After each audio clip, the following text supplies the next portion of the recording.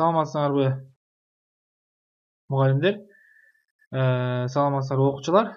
Биз бүгүнкү сабакта сотканын жардамы менен мугалимге кантип заданиябызды жиберишни үйрөтөбүз. Биз биринчи Player Market'ти тандап алабыз. Player Market тандап туруп Classroom'ду жазабыз. Classroom десеңер, Classroom чыгат жана аны установка кылабыз.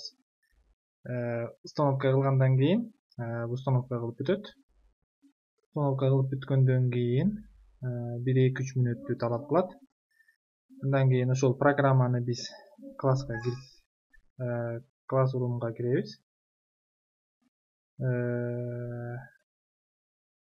Classroom ачылат.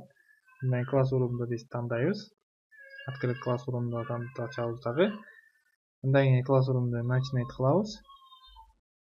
Эгерде өзүбүздүн Player Market'ибизди көрсөтүү бар болсо, анда ошол автоматтуу Player Market'ибиз көрсөтүп турат. Окейди бассак, Classroom чыгат.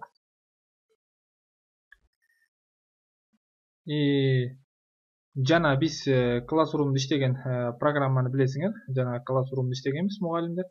Ошол мугалимдер өзүбүздүн жеке кодубузду окуучуларга WhatsApp аркылуу жибере алабыз. Мисалы, WhatsApp аркылуу жибергенден кийин окуучу кантип берет? Кайра окуучуна кайрылсак, анда окуучу плюсчикти басат дагы, присоединяемся дегенди басат. Андан кийин кодду терип жазат. Мисалы, англисче кодду жазат. Мисалы,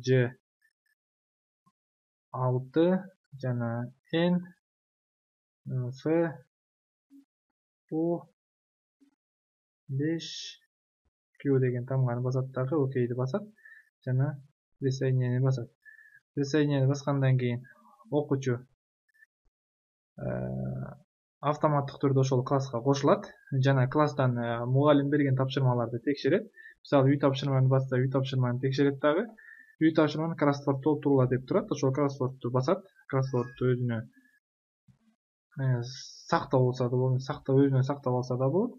Жана редактор, мисалы, кроссвордду соткадан көрүп толтуруп туруп, кайра мугалимге задание кантип жиберет? Мугалимге кайра басат дагы, прикрепить файлды басат. Прикрепить файлды баскандан кийин өзүнүн соткасынан, мисалы, снимка фото кылса болот, же болбосо өзүнүн соткасынан, мисалы, снимка фото кылып туруп, мисалы, карасаңыздар, снимка фото кылса болот, же болбосо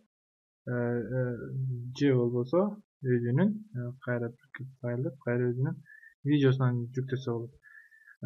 Калса, мисалы, снимка кылып туруп, фотоаппаратты ачат. Мисалы, мен кроссвордду толтурган кроссвордду алат дагы, кроссвордду белгилеп туруп тартат дагы, анан кайра кроссвордду мугалимге жиберет.